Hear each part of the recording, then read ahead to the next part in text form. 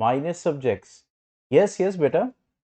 Total marks में देखो आपको मेन 5 सब्जेक्ट्स होते हैं, तो जो आपके माइनर सब्जेक्ट्स हैं उसमें अगर आपने अच्छा स्कोर किया हुआ है तो वो टॉप 5 सब्जेक्ट्स में काउंट होगा। देखो 5 सब्जेक्ट्स जो टॉप 5 होंगे, ठीक है, means as per marks. Got the point. अगर उस माइनर सब्जेक्ट में बाकी जो 5 मेजर सब्जेक्ट्स आपके हैं उससे कम है तो वो माइनर सब्जेक्ट परसेंटेज में काउंट नहीं होगा। लेकिन माइनर सब्जेक्ट अगर उसमें मार्क्स ज्यादा हैं और किसी आपके एक मेजर सब्जेक्ट में मार्क्स कम है, फेल हो जाएंगे तब ऐड होगा। फेल हो जाने के बाद तब क्यों ऐड करेंगे?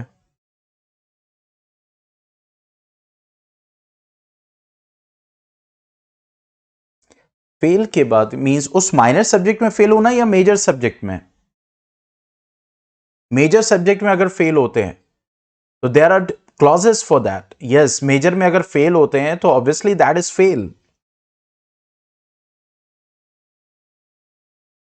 क्योंकि देखो फेल अलग चीज है, सप्लीमेंट्री इंप्रूवमेंट देना वो तब होता है जब पॉसिबिलिटी है।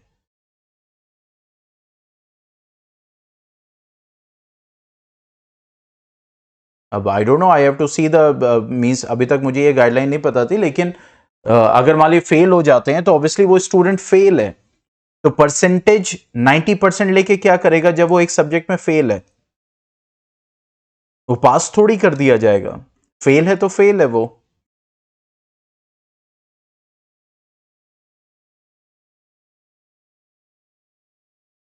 अच्छा चलो।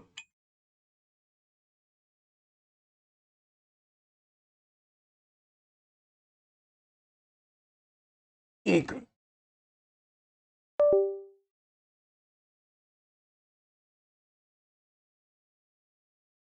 चलो मैं देखता हूं इसको, I don't know but what to say. Questions questions. तो कश्यप का कल एक क्वेश्चन था, उसको आज लेते हैं।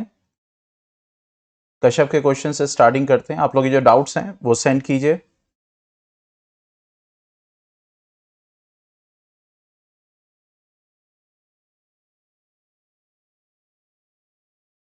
Now see what it says. In a pizza slice, what is the inner angle of the slice if the area of the whole pizza is 720 centimeter square?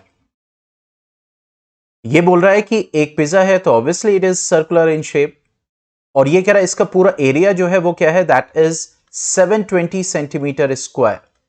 तो ये जो पिज्जा की स्लाइसेस बनेंगी उसका इनर एंगल कितना होगा? ठीक है, तो देखो इनर एंगल थीटा है तो obviously it is making a sector, लेकिन थीटा निकालने के लिए कम से कम आपको ये तो पता होना चाहिए कि अब एरिया से हम डायरेक्ट सिर्फ रेडियस निकाल सकते हैं, और रेडियस ये सेक्टर का रेडियस आएगा। तो यहां पे और भी चीजें चाहिए, क्योंकि अगर आपको इनर एंगल निकालना है तो आपको ये पता होना चाहिए what how many slices are there in the pizza. तो मेरे लिहाज से इनसफिशिएंट डेटा है ये। पॉइंट क्लियर हुआ? Kashyap is there? क्योंकि यहां पे कह रहा है कि इस पिज्जा स्लाइस का इनर एंगल कितना होगा। वालेकुम अस्सलाम जैद। ठीक है, तो according to me it is insufficient data. Kashyap is here और not?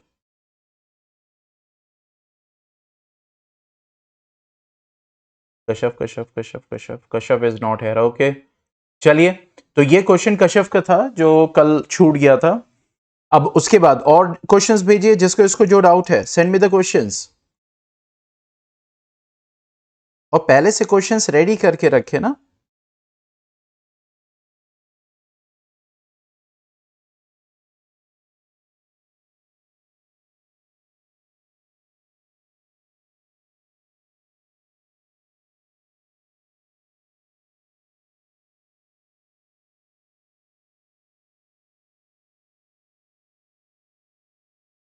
Yes, send me the questions students.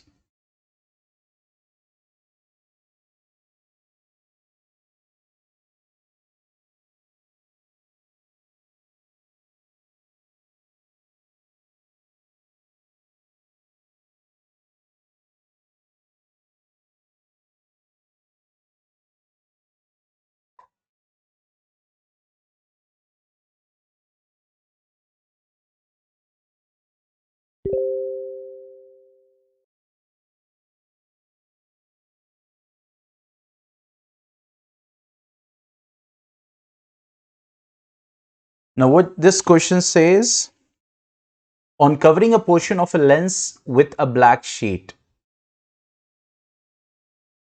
On covering a portion of lens with a black sheet. Portion of lens. Okay, means वो concave भी हो सकता है, वो convex भी हो सकता है।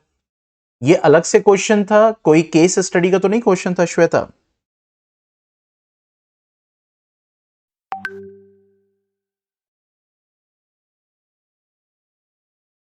On covering a portion of lens with a black sheet, size depending on the coverage area, full image is formed. Size depending on the coverage area, ये क्या है? चलो बहरहाल, a full image is formed. चलो ये कुछ statement दिख रहा है. A full image of reduced brightness is formed. Full image of increased brightness is formed.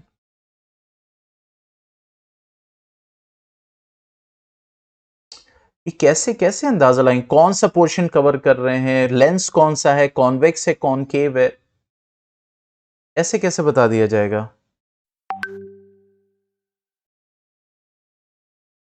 नहीं बेटा वो तो सही है, चलो ये हम समझ रहे हैं कि full images form reduce brightness और increase brightness, but on covering a portion of lens, अब आपने यहां पे इसको इतना कवर किया, फिर आपने पूरा कवर कर दिया पीछे से, आपने जो है सिर्फ इतना पोर्शन कवर किया, वो तो डिपेंड करेगा ना। I think the question information is incomplete. आदमी कैसे अंदाजा लगाएगा? नहीं वो तो सही है, इंटेंसिटी कम हो जाती है, दैट आई नो। देखो सॉरी, इंटेंसिटी कम हो जाएगी, that is a different thing, but see the question, ठीक है। ब्राइटनेस तो रिड्यूस हो जाएगी, ऑब्वियसली आप ब्लैक शीट से कवर कर रहे हैं, तो जितनी रेज रिफ्रैक्ट कर रही हैं सारी की सारी रेज जो है it will not be coming out. अच्छा चलो ठीक है, अगर आपने ये लेंस है मान लो कॉन्वेक्स और आपने पूरा ब्लैक यानी पीछे से पूरा कवर कर दिया, क्या ये बताओ जितने भी रिफ्रैक्टेड रेज हैं क्या इमेज फॉर्म कर पाएंगे? And it will also depend on the object distance. Point समझ में आया? That's my objection. बहरहाल अगर वैसे देखें, so the option will be reduce brightness, यानी जब आप कवर करेंगे ऑब्वियसली एक पोर्शन कवर कर रहे हैं उसका, तो जितनी भी रिफ्रैक्टेड रेज निकलेंगी उस लेंस से, चाहे वो कॉनकेव हो चाहे वो कॉन्वेक्स हो, ऑब्वियसली सारी की सारी rays you are not going to see, तो इस वजह से वहां पे इमेज तो फॉर्म होगी but the brightness will be reduced. Got the point?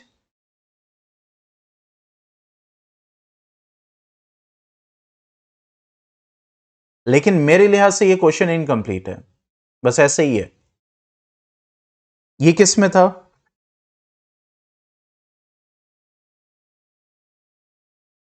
Yes, got the point Shweta and other students.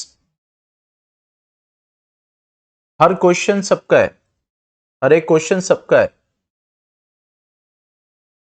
Everyone take this question as its own, ठीक है। ये कह रहा है if a pencil beam is allowed to fall along the principal axis of a concave mirror, ठीक है।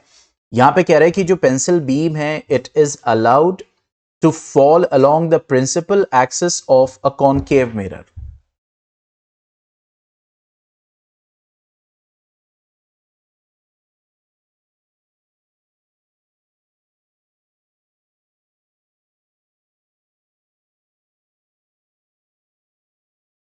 ठीक है, so the ray will emerge out along the principal axis.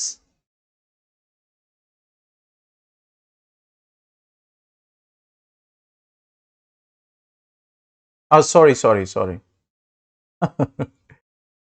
एक मिनट, कॉनकेव मिरर कह रहा है, सॉरी सॉरी कॉनकेव मिरर, वही मैंने कहा कि कुछ, ठीक है। This is poker, this is centre of curvature, ठीक है। If pencil beam is allowed to fall along the principal axis of a concave mirror, fall along the principal axis, fall along the principal axis, ठीक है। the ray will emerge out along the principal axis. Emerge out का मतलब क्या होगा भाई? ये क्या है? ये कहां क्वेश्चंस हैं? ये कहां से क्वेश्चंस आप बेटा आपको कहां से मिले ये क्वेश्चंस?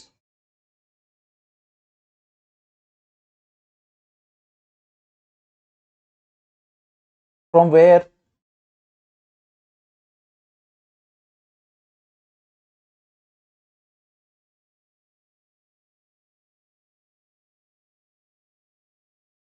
ये क्वेश्चंस कहां से हैं? क्रॉप कहां से है बेटा श्वेता?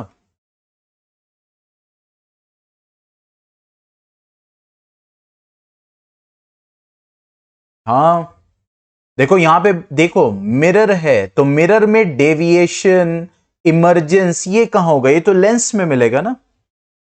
मिरर में तो रिफ्लेक्शन होगा, बाउंसिंग बैक होगा। तो ये इमर्जिंग इमर्जेंस तो नहीं दिखेगी, डेविएशन कहां दिखेगी? डेविएट तो करेगा नहीं, डेविएशन तो रिफ्रैक्शन में आपको दिखाई देगा।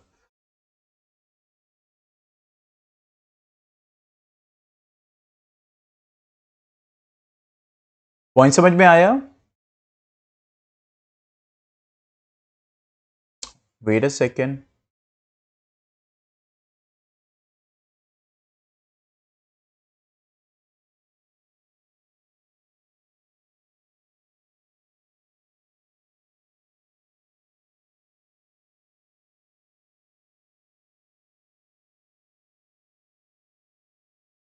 हाँ ठीक है, यही मैं कह रहा था ना। देखो रिफ्लेक्शन वाली बात आ गई। सी दिस, तो इसका मतलब इसके वैसे भी इमरजेंस डेविएशन डेविएशन पॉसिबल ही नहीं है मिरर में। हाँ रीट्रेसिंग पॉसिबल है, रीट्रेसिंग पॉसिबल है along the principal axis, that we have to see how it is falling.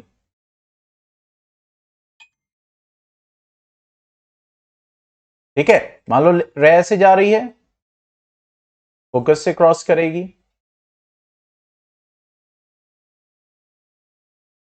वही देखो।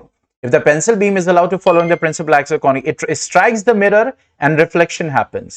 पॉइंट समझ में आ गया? इसलिए तीनों ऑप्शन गलत होंगे।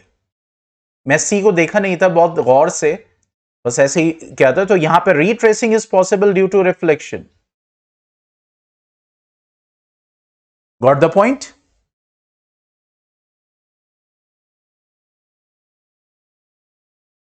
किसी को कोई डाउट?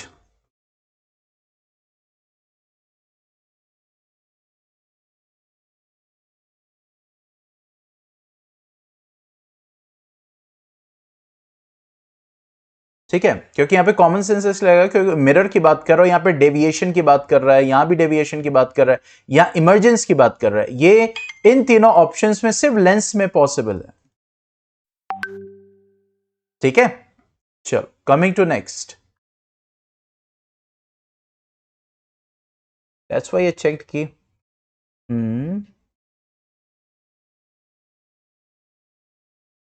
श्वेता का एक और क्वेश्चन था।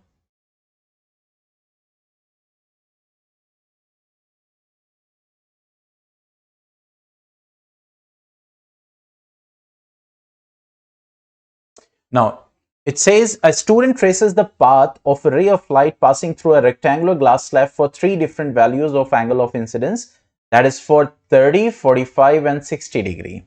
यानी ये जो ग्लास स्लैब है इसका ये नॉर्मल है।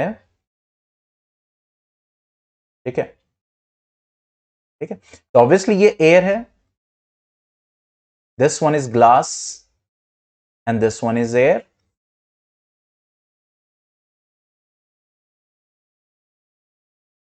ठीक है, इंसिडेंट रे ग्लास में एंटर करेगी तो थोड़ा नॉर्मल की तरफ आएगी, फिर रे हमारी इमर्ज कर जाएगी, ये second normal.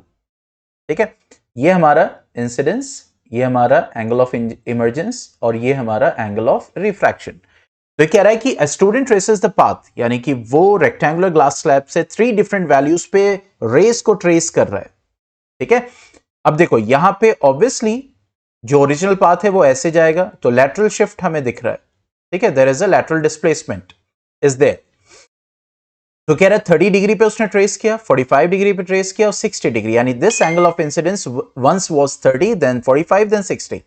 He produces the incident ray and measures the perpendicular distances L, distance L between the produced incident ray and emergent ray. He produces the incident ray and measures the perpendicular distance between the produced incident ray and the emergent ray. अच्छा, this one. ठीक है, जो ये incident ray है थी original, और यहां पे ये जो इमर्जेंट रे थी, इसकी परपेंडिकुलर डिस्टेंस उसने मेजर की.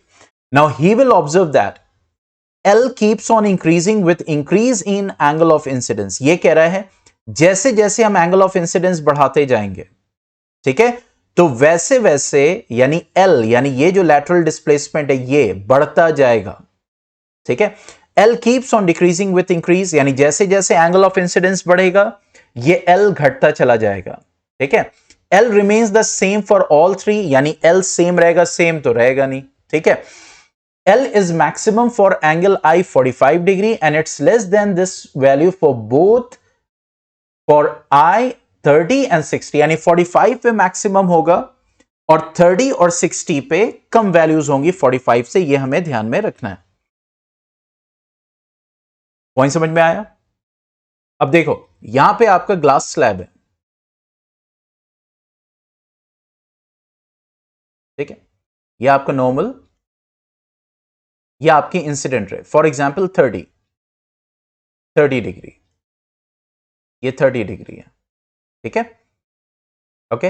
अब ये जब रे एंटर करेगी ग्लास स्लैब में, it will make some refraction, ये रिफ्रैक्शन एंगल होगा.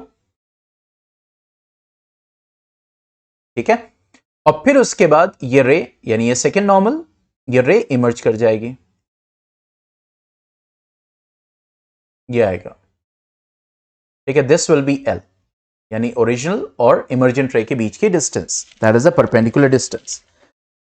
ठीक है, फिर आता है 45. ठीक है, 45 एंगल बढ़ गया. ठीक है, तो अब ये बताओ रिफ्रैक्शन, देखो ये है रिफ्रैक्शन एंगल, तो रिफ्रैक्शन एंगल बढ़ेगा या और घटेगा?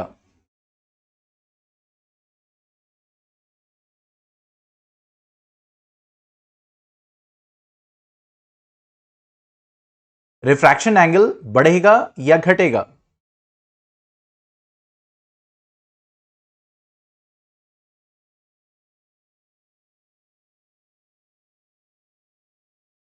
देखो घटने और बढ़ने का मतलब क्या हो गया?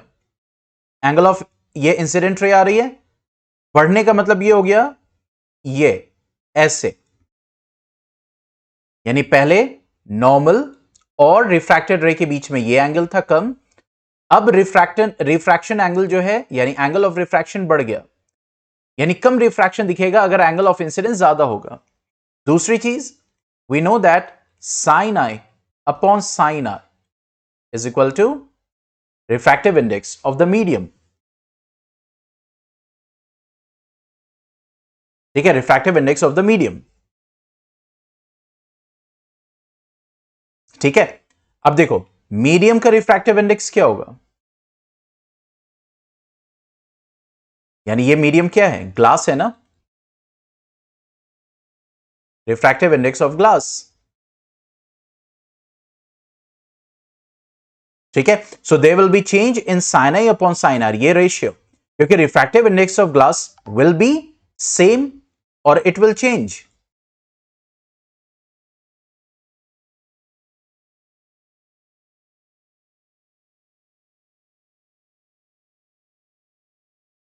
Refractive index of the glass,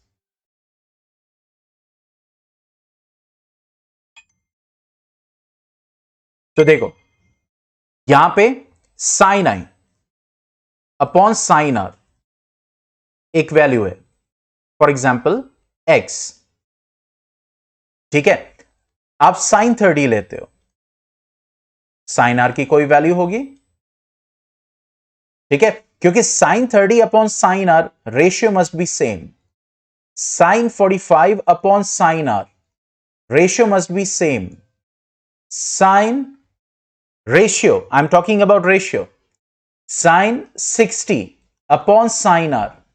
Ratio will be same. Sine 30 की वैल्यू कितनी होती है?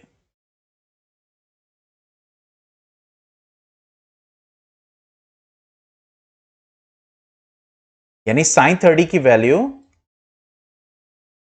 कम होती है किससे? साइन 45 से। इससे कम वैल्यू होती है साइन 60 से। यस और नो?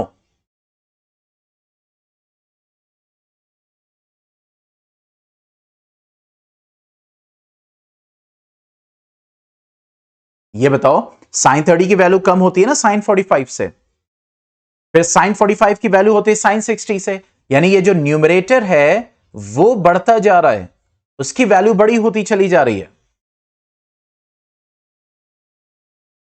रेशियो सेम रखना है, तो डिनोमिनेटर की वैल्यू को क्या होना पड़ेगा?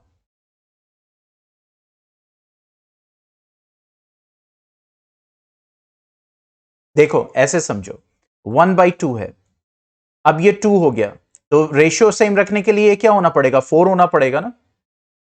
अगर ये 3 हो गया तो रेशियो सेम करने के लिए इसको 6 होना पड़ेगा ना। यस और no? Common sense.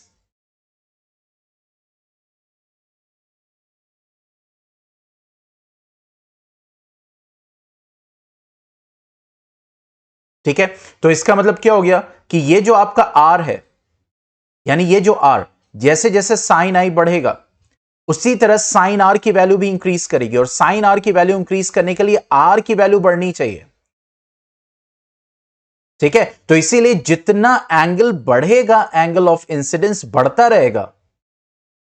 Angle of refraction भी देखो, एंगल ऑफ रिफ्रैक्शन का बढ़ना मतलब रिफ्रैक्शन कम होना है।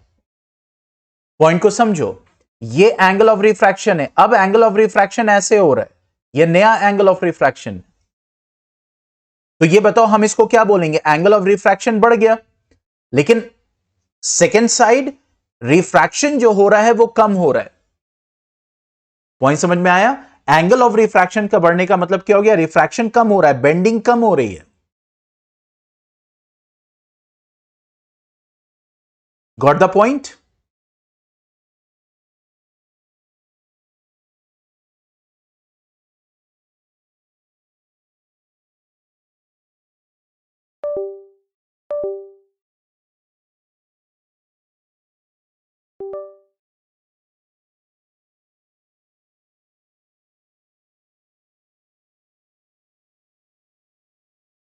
वेट अ सेकेंड, मेरी मास्टर स्क्रीन डिस्कनेक्ट हो गई है। एक मिनट, बस एक मिनट। वाला फोन डिस्चार्ज हो गया है, I have to connect on another phone.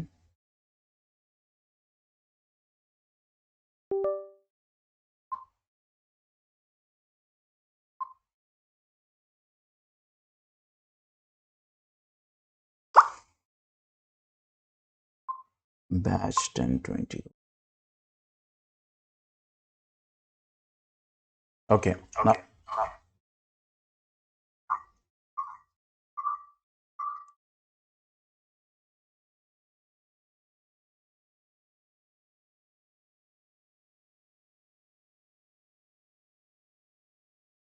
Yes, everything is all right now. अब देखो, तो इसका मतलब क्या हो गया कि ये साइन आर, यानी कि ये एंगल ऑफ रिफ्रैक्शन बढ़ रहा है। एंगल ऑफ रिफ्रैक्शन बढ़ने का मतलब ये हो गया रिफ्रैक्शन कम होगा। तो अब देखो, जो ओरिजिनल रे थी, ऑब्वियसली अगर ये रिफ्रैक्शन कम हो रहा है तो यहां से रे इमर्ज करेगी, तो इनके बीच में जो डिस्टेंस होगी, जैसे जैसे साइन आई बढ़ता जाएगा, जैसे जैसे साइन आई इंक्रीज करता चला जाएगा, ठीक है, तो ये जो लैटरल डिस्प्लेसमेंट है ये कम होता चला जाएगा। पॉइंट समझ में आया? यानी एंगल ऑफ इंसिडेंस जब बढ़ता चला जाएगा तो इनके बीच में जो डिस्टेंस है, यानी कि जो ओरिजिनल रे और जो इमर्जेंट रे, इसके बीच में डिस्टेंस कम होती चली जाएगी, डिक्रीज करती चली जाएगी। Got the point?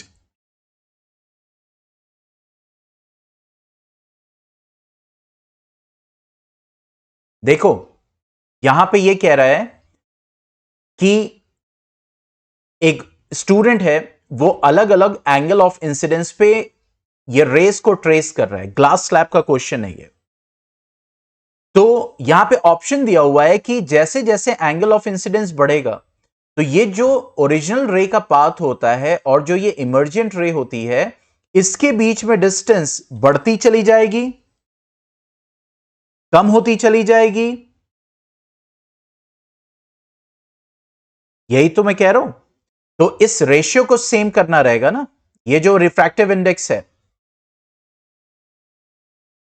तो उस रेशियो को सेम करने के लिए चलो मैं फिर से, क्योंकि जैद को अभी समझ में नहीं आया है, तो देखो यहां पे ये कह रहा है कि पहले 30 डिग्री एंगल ऑफ इंसिडेंस था, अब एंगल ऑफ इंसिडेंस 45 हुआ, अब एंगल ऑफ इंसिडेंस 60 हुआ। तो जैसे जैसे एंगल ऑफ इंसिडेंस बढ़ेगा, तो मैं इसको क्लियर कर दूं, मैं फिर से बता रहा हूं। देखो ग्लास स्लैब में जब आप पढ़ते हो तो क्या पढ़ते हो, नॉर्मल होता है, यानी रे इंसिडेंट हुई, एयर है, ये ग्लास है और ये एयर है, ठीक है। रे क्या होगी, रिफ्रैक्ट करेगी, उसके बाद ग्लास से फिर इमर्ज करेगी। तो देखो यहां पे क्या होता है, जो ओरिजिनल रे एंटर की थी, इंसिडेंट हुई थी, उससे अब रे शिफ्ट कर गई, इमर्जेंट रे है ये, तो इसके बीच में डिस्टेंस कहलाता है, that is the lateral displacement. तो ये कह रहा है कि पहले ये एंगल 30 डिग्री था, आई 30 डिग्री था, ठीक है। अब उसके बाद सेकेंड उसने एंगल ऑफ इंसिडेंस बढ़ा दिया, यानी 45 डिग्री कर दिया। पॉइंट समझ में आया? तो अब ये बताओ, जब बढ़ाएगा तो ये थोड़ी होगा कि जितना पहले रिफ्रैक्शन हुआ था उससे और ज्यादा रिफ्रैक्शन हो जाएगा, नहीं, रिफ्रैक्शन होगा लेकिन एंगल ऑफ रिफ्रैक्शन बढ़ जाएगा। एंगल ऑफ रिफ्रैक्शन बढ़ने का मतलब क्या हुआ, देखो ये नॉर्मल है, पॉइंट को समझो, ये रिफ्रैक्टेड रे है, ये ग्लास है और ये एयर है, तो ये है एंगल ऑफ रिफ्रैक्शन। अब मैं अगर इस एंगल यानी रिफ्रैक्टेड रे को ऐसे बनाऊं, तो अब ये एंगल ऑफ रिफ्रैक्शन होगा, यस और नो?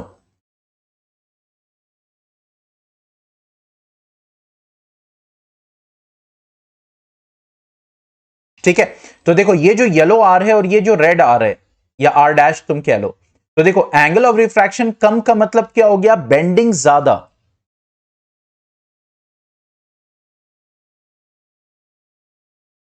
ठीक है।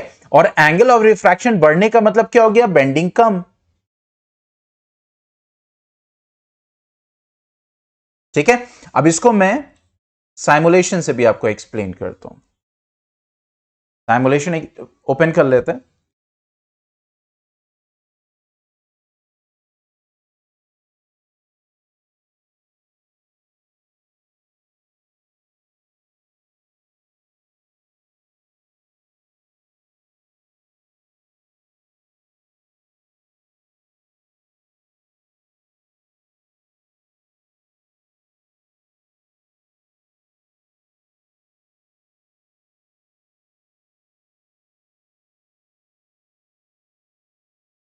यहां पे एयरटेल का ऑप्टिकल फाइबर काम कर रहा है, अच्छा वहां पे बीएसएनएल कर रहा था, यहां पे Airtel, Airtel is ultimate over here.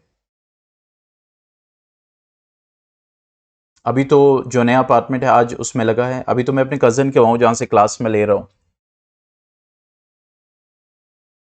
अब देखो ये मान लो 30 डिग्री है, ये एंगल ऑफ रिफ्रैक्शन तुम्हें दिख रहा है,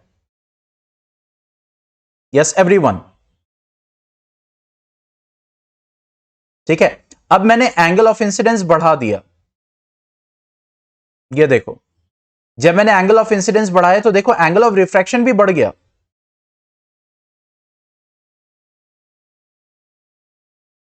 बढ़ गया, यस और नो? अब देखो मैंने एंगल ऑफ इंसिडेंस 60 मान लो कर दिया, तो देखो अब एंगल ऑफ इंसिडेंस और बढ़ गया, सॉरी एंगल ऑफ रिफ्रैक्शन और बढ़ गया। तो वही चीज थी, ये तो हमारा है जनरल कॉन्सेप्ट, और कॉमन सेंस क्या कहता है, स्नेल्स लॉ, क्योंकि ये दोनों चीजें कनेक्ट करना मेरे लिए इसलिए जरूरी है बिकॉज ये कॉन्सेप्ट वर्क करता है, ठीक है। तो साइन आई अपॉन साइन आर क्या होता है, that is equal to refractive index of the medium. यहां पे मीडियम कौन है, ग्लास, रिफ्रैक्शन किस में, देखो sine upon sine R, medium कौन सा लेंगे जिसमें रिफ्रैक्शन हो रहा है, रिफ्रैक्शन हो रहा है ग्लास में, तो ग्लास का रिफ्रैक्टिव इंडेक्स है, और ये क्या होगा, refractive index will be constant value, yes और नो?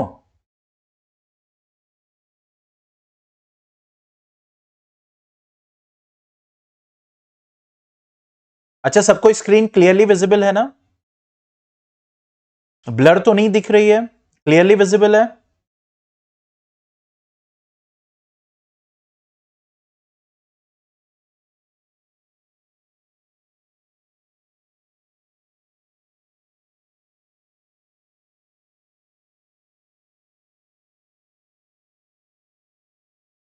ब्लर होनी ही नहीं चाहिए, बस मैंने ऐसे ही मैंने चेक किया था।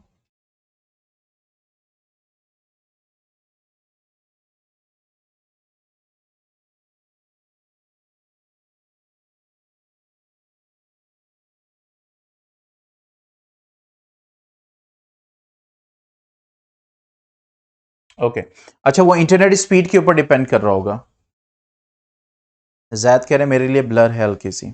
ओके, इंटरनेट स्पीड पे डिपेंड कर रहा होगा फिर।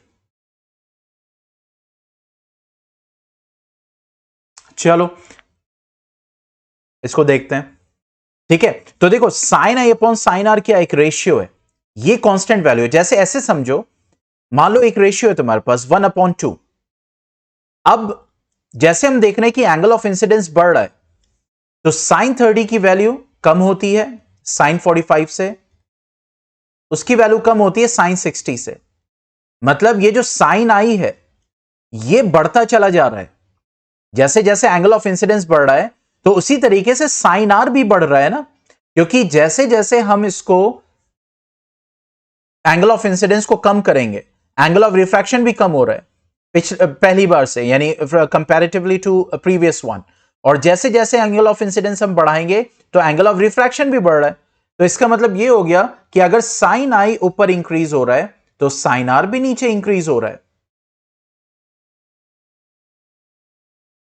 देखिए, अगर साइन आई इंक्रीज हो रहा है तो साइन आर भी इंक्रीज हो रहा है। तो साइन आर इंक्रीज का मतलब क्या हो गया? साइन आर इंक्रीज का मतलब क्या हो गया कि ये जो ओरिजिनल रे थी और जो ये इमर्जेंट रे है, जैसे जैसे ये आर बढ़ेगा तो ये बताओ ये जो इमर्जेंट रे है ये ओरिजिनल की तरफ शिफ्ट होगी ना? यस और नो?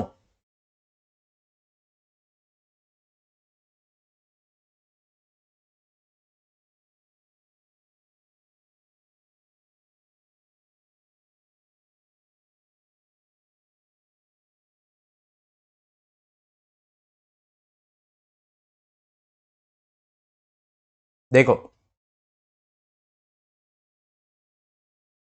समझ में आया?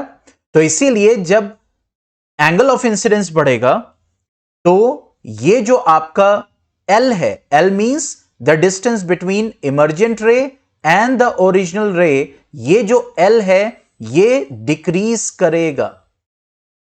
Now got the point?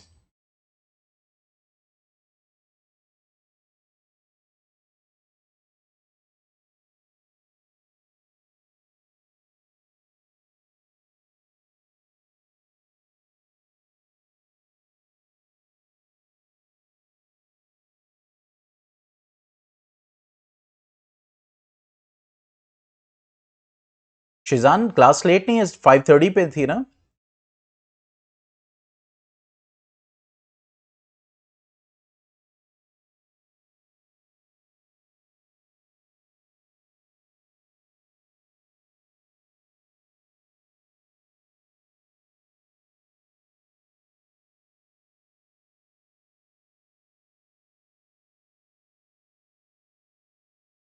Now what it's saying, the zeros of the polynomial, यानी polynomial क्या है?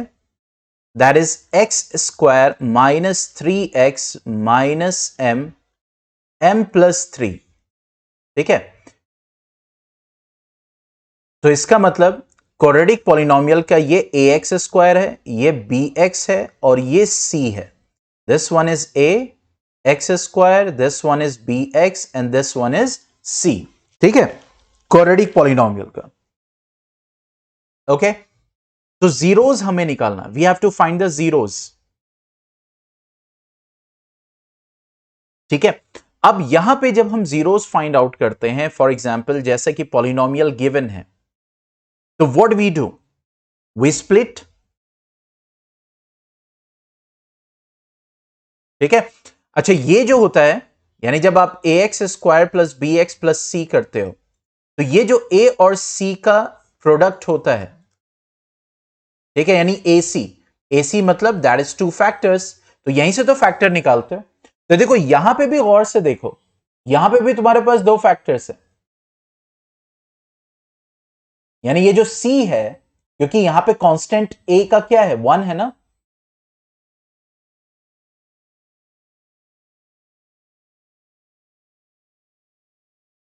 ठीक है।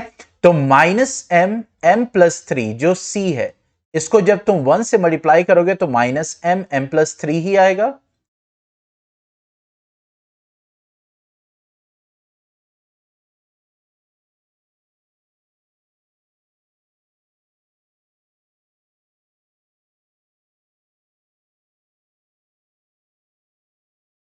ठीक है।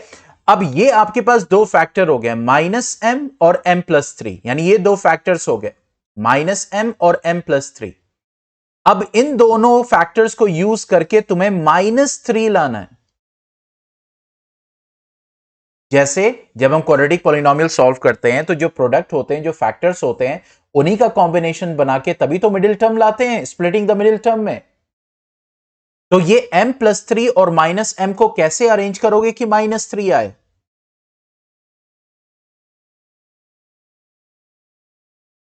कैसे सम करोगे? व्हाट यू हैव टू सी,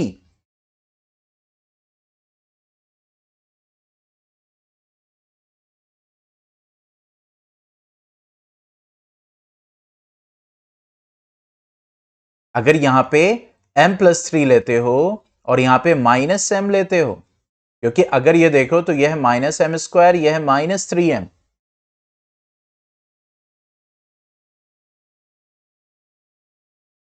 ठीक है। और अगर ऐसे लिया तो ये हो जाएगा m, ये हो जाएगा माइनस एम माइनस थ्री, ठीक है। तो ये हो जाएगा M X plus minus M minus three X, तो ये क्या देगा, M X minus M X minus three X, ठीक है। तो इसका मतलब हमारे जो दो फैक्टर्स होंगे, अगर हम इसको मींस इस वाले को लें, सी को लें, तो ये हमें क्या दे रहा है, minus M square minus three M ना। तो हम अपनी आसानी के लिए m को कॉमन ले लेते हैं, तो अंदर क्या बचेगा, माइनस एम माइनस थ्री, ठीक है। तो एक फैक्टर m हो गया, एक factor minus M minus three हो गया। अब इसको जब मिडिल टर्म को एक्सप्लिट करोगे माइनस थ्री एक्स को, तो कांस्टेंट में माइनस थ्री आना है, तो इन दो फैक्टर्स को कैसे अरेंज करोगे, ऐसे ही तो करोगे, एम एक्स यानी एक ये फैक्टर और दूसरा माइनस एम, ठीक है, माइनस थ्री एक्स, ये प्लस में, और minus M M plus three, ये आ गया। मिडिल टर्म को स्प्लिट कर रहे हैं, कांस्टेंट पे हमें फोकस करना है, तो यहां पे आ जाएगा एक्स स्क्वायर। अब जब इसको स्प्लिट करोगे ये आएगा एम एक्स, और यहां पे जब इसको स्प्लिट करोगे तो ये मतलब जब माइनस एम एक्स आएगा माइनस थ्री एक्स आएगा, ठीक है। क्योंकि देखो फाइनली अब plus M X minus M X cancel हो गया, माइनस थ्री एक्स बचेगा, इसका मतलब वी आर डूइंग करेक्ट। तो यहां पे जब हम मिडिल टर्म को स्प्लिट करते हैं, तो नेक्स्ट स्टेप क्या होता है, पहले दो फैक्टर्स और लास्ट के दो फैक्टर्स, इसमें से क्या लेते हैं, कॉमन लेते हैं,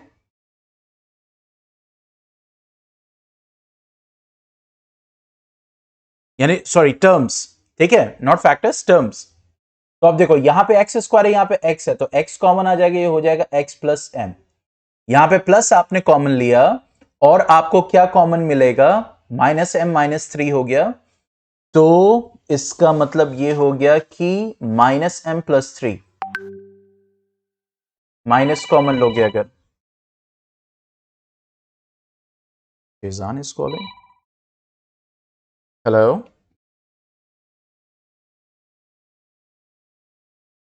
hello, hello,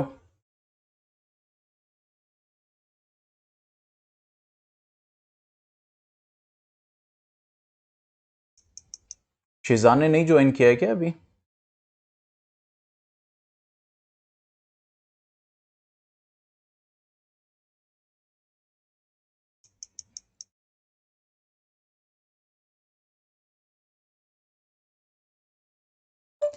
Walaikum Shizan. Yes, it is on Azizi app. I updated it on I updated on means yesterday in the class. Okay, join it on Azizi app. Okay.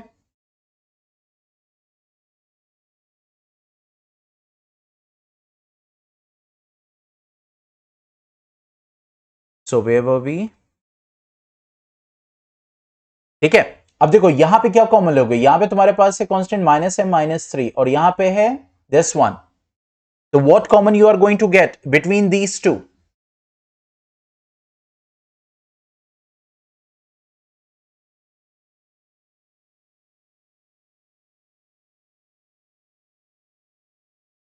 देखो अगर तुम यहां पे कॉमन लेते हो तो अगर तुम यहां पे माइनस, ठीक है, मींस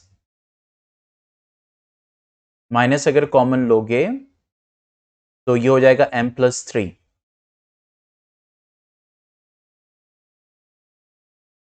सी दिस, यहां से माइनस कॉमन लोगे तो ये बाहर आएगा माइनस और अंदर बचेगा m+3x और यहां पे बचेगा m+3. ठीक है, तो x प्लस m, ठीक है, माइनस कॉमन लिया और यहां पे m+3 दोनों में है तो m+3 हो जाएगा, अंदर क्या बचेगा x प्लस m.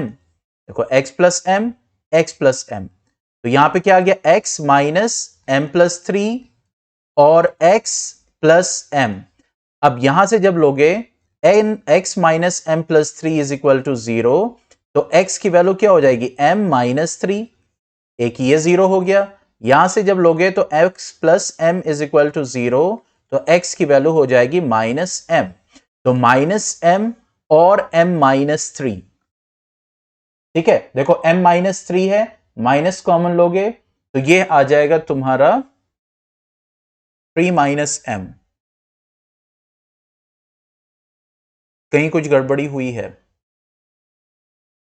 बीच में मेरा माइंड इधर उधर गया, कहीं कुछ गड़बड़ी हुई है. m+3 -m-3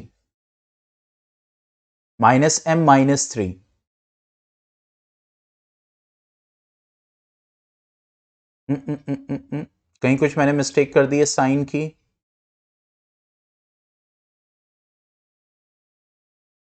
देखो देखो देखो देखो, कहीं ना कहीं मिस्टेक हुई है. अरे यार, यही होता है बीच में जरा सा होता है.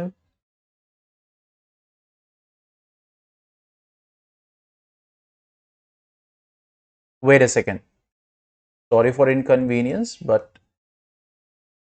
आंसर लाना जरूरी है. देखो ये पॉलिनोमियल है x² -3x -m+3.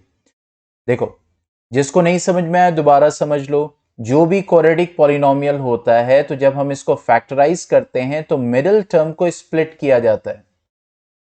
Middle term के फैक्टर्स जो होते हैं जिसमें आप स्प्लिट करते हो इस bx को, तो वो a और c के प्रोडक्ट पे डिपेंड करता है. a इंटू सी के प्रोडक्ट पे डिपेंड करता है. ठीक है, तो जब जाहिर सी बात है a और c को मल्टीप्लाई कर रहे हो तो वही फैक्टर्स होंगे.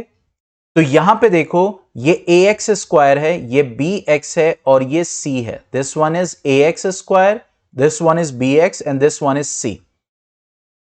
ओके, तो यहां पे हमें b की जगह जो -3 है स्प्लिट करके वही आना चाहिए. अब जब हम a ले रहे हैं तो a यहां पे क्या है 1 है. ठीक है, तो a इंटू सी करेंगे तो क्या आएगा 1 इंटू सी की वैल्यू क्या है -m+3. ठीक है, तो इसका मतलब -m और m+3 ये दो प्रोडक्ट्स आए हमारे पास.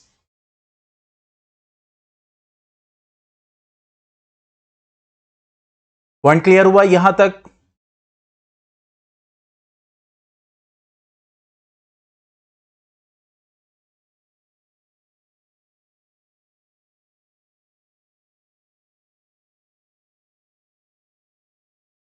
ठीक है, अब जब ये दो फैक्टर्स लेंगे तो हमें इसको ऐसे अरेंज करना है कि -3 बचे सिर्फ.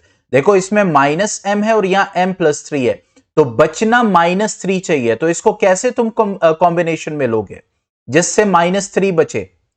-3 कब आएगा? ये +3 -3 में कब चेंज होगा? जब आप m+3 को माइनस दोगे ना. यस और नो? जब m+3 को माइनस दोगे तभी ये m+3 ओपन होके ये +3 -3 में चेंज होगा। ठीक है, और यहां पे बचा -m, तो सिर्फ -3 बच रहा है, तो इसका मतलब ये हो गया कि -m है, तो यहां पे माइनस के साथ इसको आपको देना पड़ेगा ना। पॉइंट समझ में आया? तभी तो ये माइनस माइनस क्या होगा, +m बचेगा, ये -m होगा और कैंसिल आउट होगा।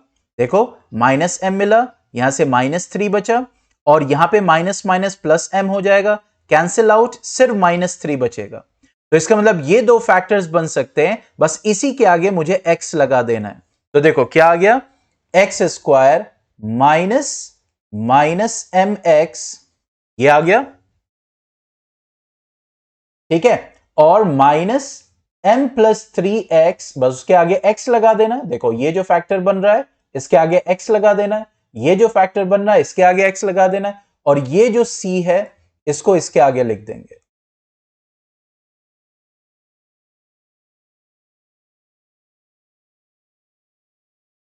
ठीक है, अब हमें क्या लेना है, कॉमन। अब अगर इसको आप देखो, आप सॉल्व कर सकते हो, यहां पे आ जाएगा ये x², यहां पे क्या आ जाएगा, +mx। ठीक है, ये बचेगा m+3x, और यहां बचेगा -m+3। अब पहले के जो दो टर्म हैं और लास्ट के जो दो टर्म हैं उनमें हम कॉमन लेते हैं। ठीक है, व्हाट्सएप आया फिर क्या, आई कांट लॉग इन।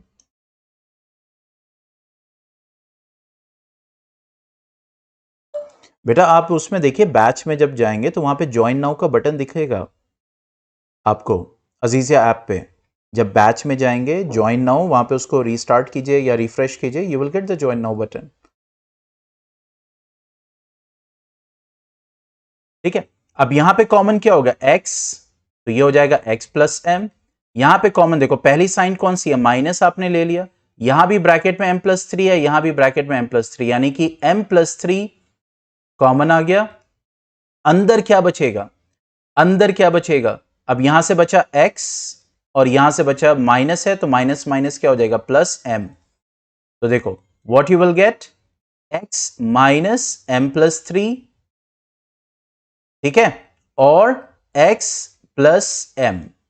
अब इसको जब आप लोगे तो ये हो जाएगा x -m+3 is equal to 0, zeros निकालने के लिए। तो ये जब इधर आप ट्रांसपोज करोगे तो ये क्या हो जाएगा, m+3, ये एक आ गया।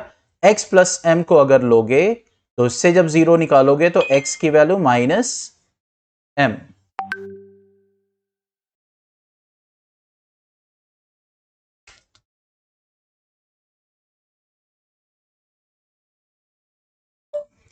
बेटा आप उसमें लॉग इन कीजिए, I don't know what issue you are getting, but everyone is present over here.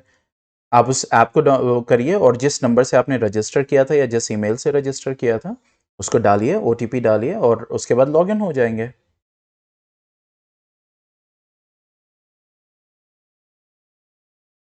ठीक है, तो according to me the answer is -m and m+3। Okay, अभी भी किसी को डाउट है इस क्वेश्चन में?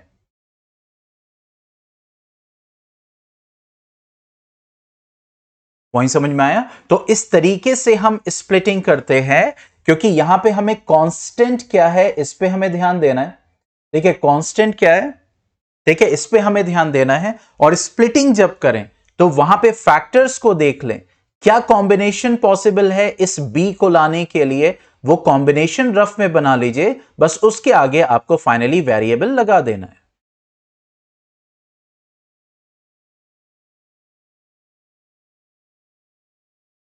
ठीक है, I think there was only one question. Next is रिया।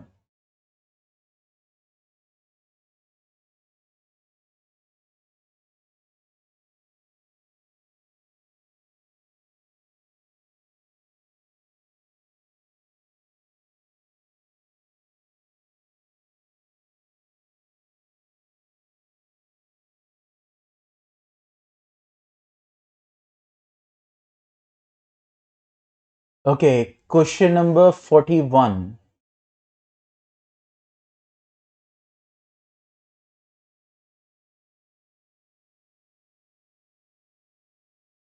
ठीक है, if an insect small ant walks 24 metre from H to F.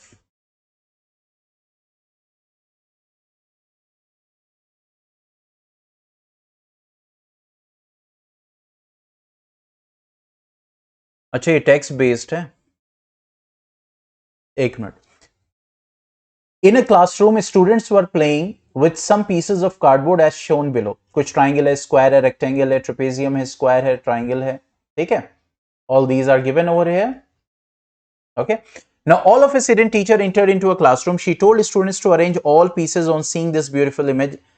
She observed that triangle ADH, this one, triangle ADH, यानी ADH is right angle triangle. ये right angle triangle है, ठीक है, which contains right triangles ABJ, यानी कि ABJ, this one, ये right triangle है, ABJ ये वाला, ठीक है। उसके बाद IGH ये वाला right triangle है, ठीक है। उसके बाद quadrilateral है GFJI, GFJI ये quadrilateral है, this one, okay। next squares JKLM and KBCL ये स्क्वायर्स हैं, ठीक है। रेक्टेंगल्स MLEF यानी ये दोनों क्या है, रेक्टेंगल्स, ठीक है। After observation she asked certain questions to students. If an insect small ant walks 24 metre from H to F, यानी H से F एक एंट है और ये 24 किलोमीटर है, this one is what, 24 kilometres, ठीक है।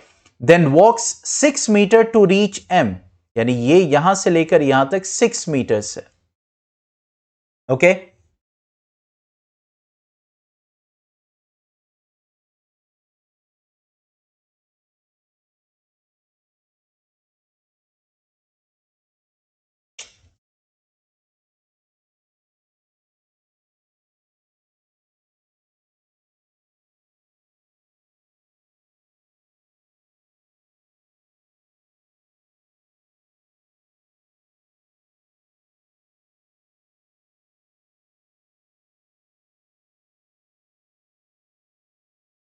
चलो, तो अब यहां पे कह रहा है कि H से F जो है वो कितना है, 24 है, और F से M कितना है, 6 है, ठीक है।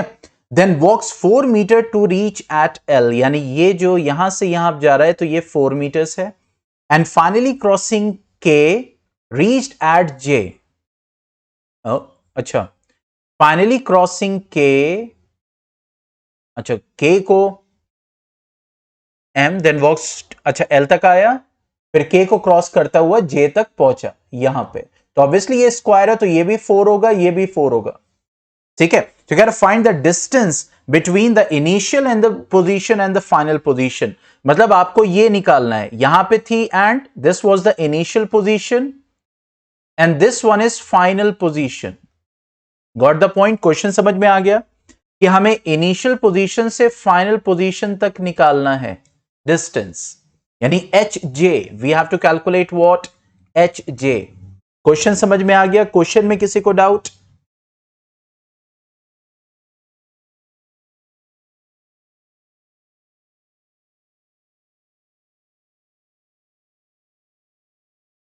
ठीक है, अब देखो it's very very simple, very very simple. Now see, यहां F से लेकर M तक 6 मीटर है, M से लेकर I तक, क्योंकि देखो आपको सिर्फ इनिशियल फाइनल निकालना है, वो कितना रास्ता उसने कवर किया उससे कोई मतलब नहीं है, you have to calculate the displacement only. तो डिस्प्लेसमेंट एट J, तो ये जो MJ होगा ये भी 4 होगा, because this one is a square, ये स्क्वायर है। तो अब अगर गौर से देखो ये आपका क्या बन गया, राइट एंगल ट्राइंगल बन गया, क्योंकि यहां पे ये कोऑर्डिनेटरल था, ठीक है, और ये रेक्टेंगल, ऑब्वियसली ये भी 90 होगा, ये भी 90 होगा। तो इसका मतलब अगर आपको एच जे निकालना है तो H J square will be equal to H F square plus F J square, यही होगा। तो एच जे क्या हो जाएगा, H J square what it will be, H F that is 24 square plus F J square that is 10 square. तो H J क्या हो जाएगा, that will be under root what will be 24 square, ये तो 100 हो जाएगा. What will be 24 square? Simple, ये एक राइट एंगल ट्राइंगल बन गया. MJ 4 होगा बिकॉज ये एक स्क्वायर का पार्ट है. 576. 576. Now HJ is what? Under root 676. क्या होगा square root of 676?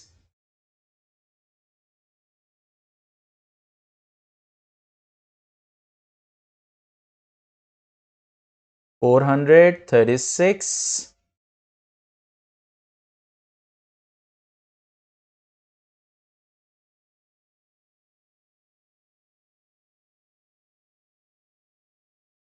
40 to 40. Yes, that is 26. ठीक है, square root of 676 is 26.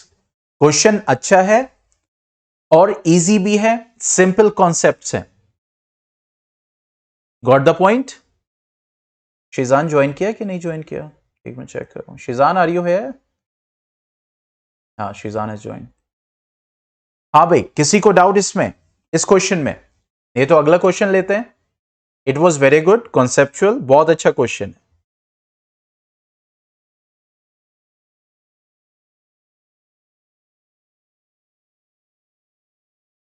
Okay, चलिए नेक्स्ट क्वेश्चन लेते हैं.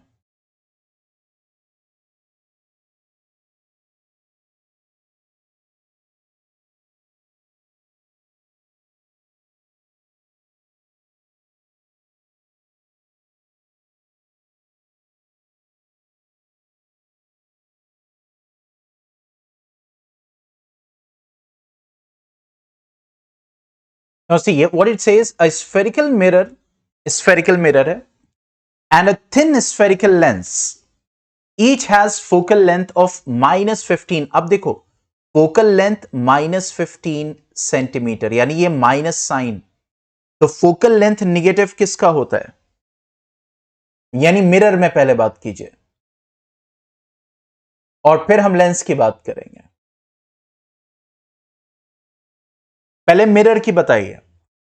पीयूष का आंसर आ गया everyone?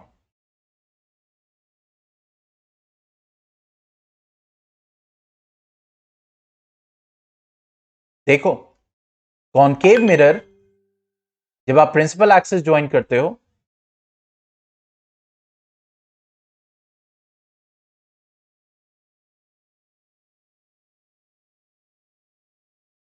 sir, your voice is coming, but it is likely only one or two at a time.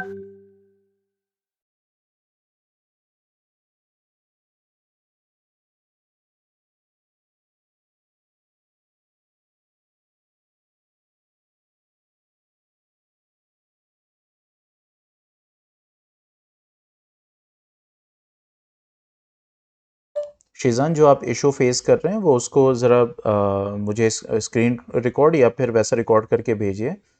And it's like only one or two at a time means मैं समझ नहीं पा रहा हूँ वॉइस का. और app is not working on mobile. I don't know why it's there, because other students are doing the classes. So let me see what's happening over there. ठीक है, कॉनकेव होगा. तो यहां पे जब फोकल, ऑब्वियसली फोकल लेंथ के लिए आप प्रिंसिपल फोकस से रिवर्स आते हो, तो इसलिए निगेटिव.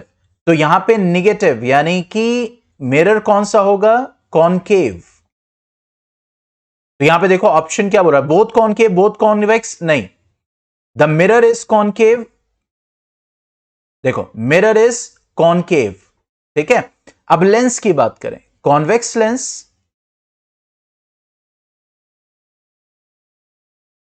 ठीक है, focal length means optical centre से, यानी कि राइट के डायरेक्शन, लाइट के डायरेक्शन में ही आप मेजर करते हो.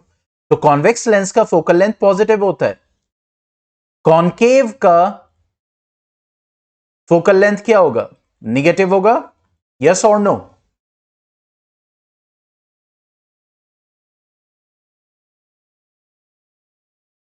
हाँ भाई,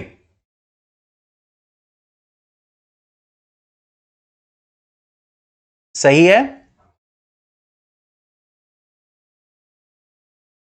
तो लेंस में क्या लिखूं?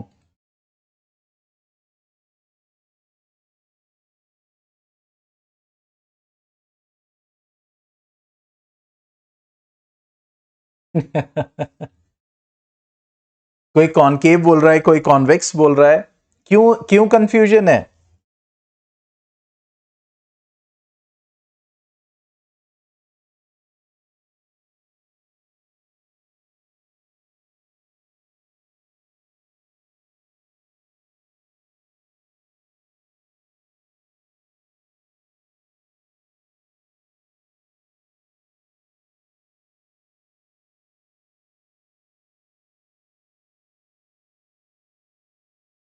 लेंस के उसी जिस तरफ ऑब्जेक्ट होता है उसी तरफ फोकस लाई करता है। तो कॉनकेव लेंस का फोकल लेंथ क्या होगा? पीयूष कॉनकेव बोल रहे हैं, जैद कॉन्वेक्स बोल रहे हैं। यस श्वेता, कौन सा लेंस?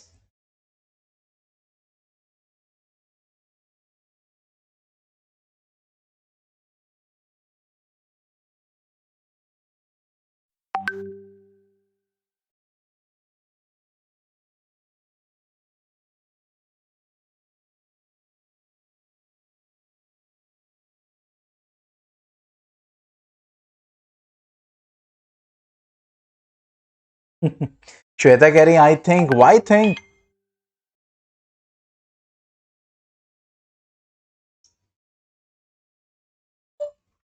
बेटा आप एक बार नेटवर्क अपनी तरफ चेक कर लीजिए। I think there must be network issue, क्योंकि देखिए अगर वर्क ही नहीं करता तो किसी बच्चे का वर्क नहीं करता ना।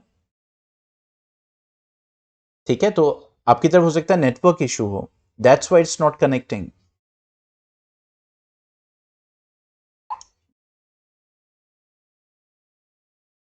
रिया भी कह रही है कॉनकेव। यस अदनान, तुम्हारा क्वेश्चन है ना? अदनान है भी, चले गए।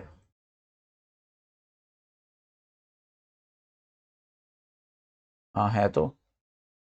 हाँ भाई अदनान बताइए।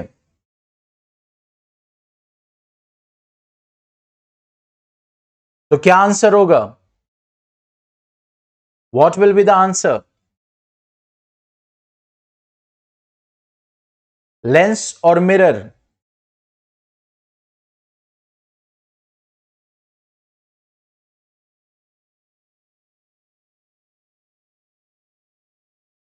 हाँ भाई, क्या क्या आंसर होगा जल्दी बताओ। वफा, जैद, सी। जैद कह रहे हैं see, mirror is concave, lens is convex.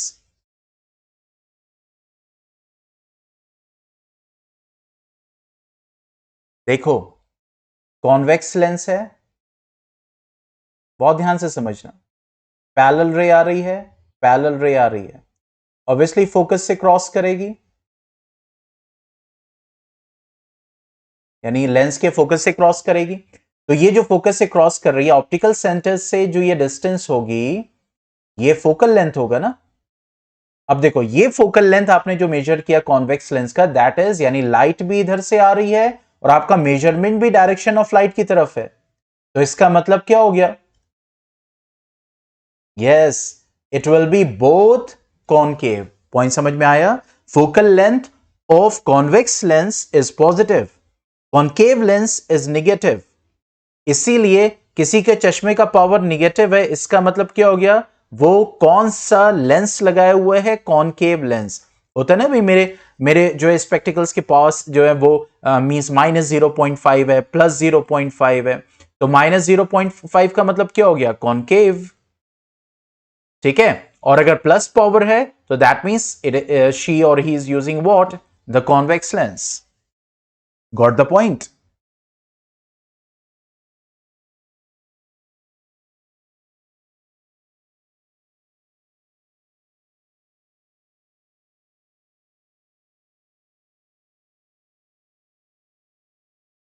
The best long-term solution for kidney failure is long-term solution.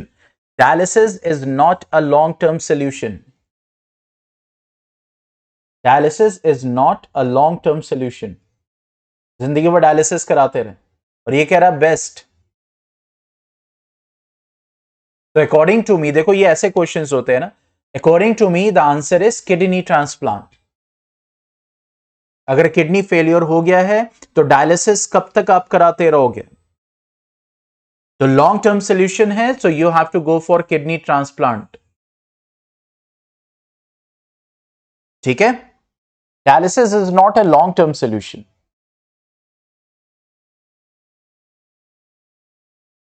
Got the point. और जब किडनी ट्रांसप्लांट होगी तो सर्जरी तो करोगे ही करोगे। ठीक है, चलो नेक्स्ट क्वेश्चन लेते हैं।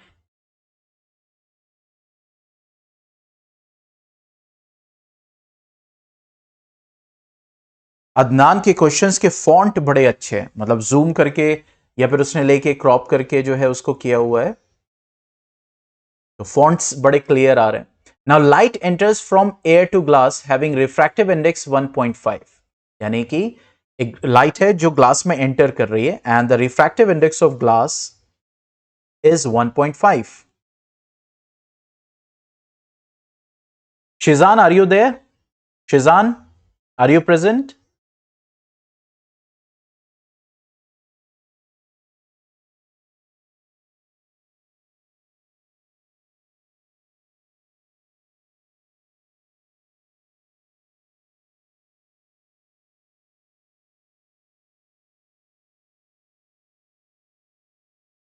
हाँ भाई, शिजान नहीं है?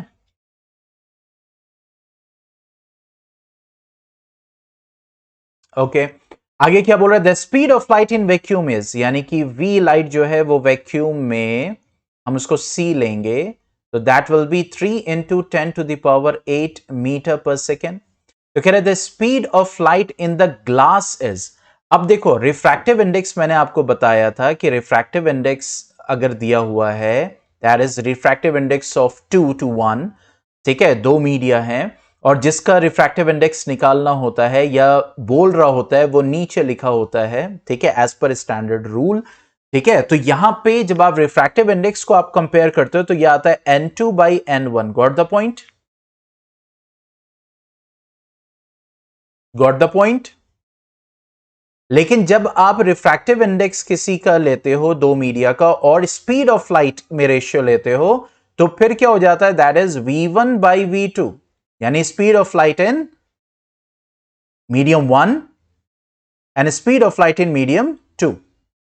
तो अब देखो रिफ्रैक्टिव इंडेक्स ऑफ 2 मतलब यहां पे रिफ्रैक्टिव इंडेक्स ऑफ ग्लास हो गया, रिफ्रैक्टिव इंडेक्स ऑफ ग्लास, और ये है एयर। तो जब स्पीड ऑफ लाइट दी होगी तो हम क्या लिखेंगे? Speed of light in air upon speed of light in glass. तो रिफ्रैक्टिव इंडेक्स 1.5 दिया हुआ है, speed of light in air that is 3 into 10⁸ and we have to calculate what v। तो v क्या हो जाएगा? 3 इंटू 10⁸ अपॉन 1.5, that will give you 2, that is 2 into 10⁸ metre per second. बस आपको यह ध्यान रखना है, रिफ्रैक्टिव इंडेक्स। ठीक है, ये दोनों कॉन्सेप्ट्स हैं कि रिफ्रैक्टिव इंडेक्स ऑफ मीडियम 2। तो अगर रिफ्रैक्टिव इंडेक्स ही क्वेश्चन में दिया हुआ है देन रेशियो में क्या आ जाएगा? 2 रिफ्रैक्टिव, यानी रिफ्रैक्टिव इंडेक्स ऑफ 2 ऊपर लिखा जाएगा, रिफ्रैक्टिव इंडेक्स ऑफ 1 नीचे लिखा जाएगा। लेकिन जब आप refractive index of medium 2 to 1 लिखते हो in with respect to velocities, then velocity of medium 1 ऊपर और वेलोसिटी ऑफ मीडियम 2 नीचे। Any doubt in this?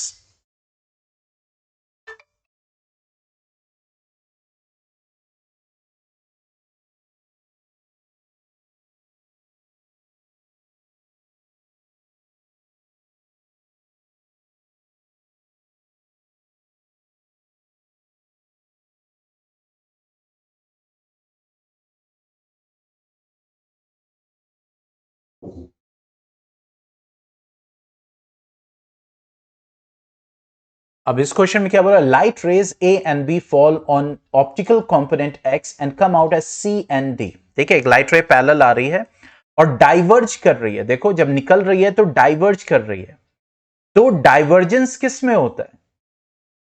Original रे डाइवर्ज कर जाए। अगर देखो यहां मिरर होगा, पॉइंट को समझो, मिरर होगा तो रिफ्लेक्ट करेगी, इमर्ज कभी नहीं करेगी। तो मिरर तो हो ही नहीं सकता, इसको काट दिया। ठीक है, मिरर तो हो ही नहीं सकता, मिरर होगा तो रिफ्लेक्ट करके पीछे आएगी, आगे तो जाएगी ही नहीं रे। अब बात करते हैं डाइवर्जेंस। तो डाइवर्जेंस किस में दिखता है आपको? In the concave lens. No Zaid, in convex lens convergence होगा।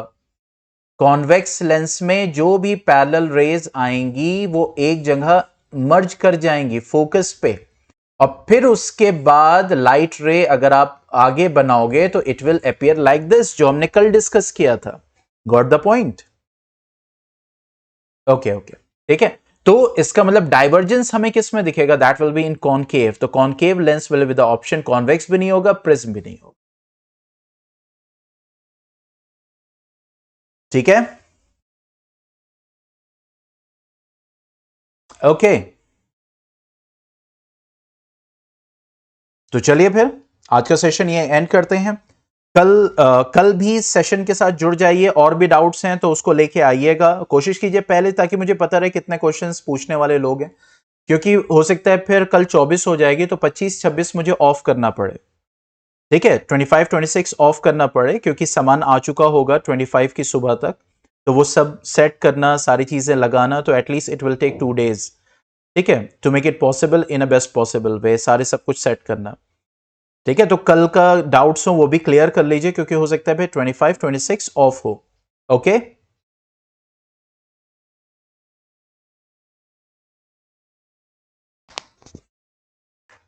Anything want to discuss, anything want to से?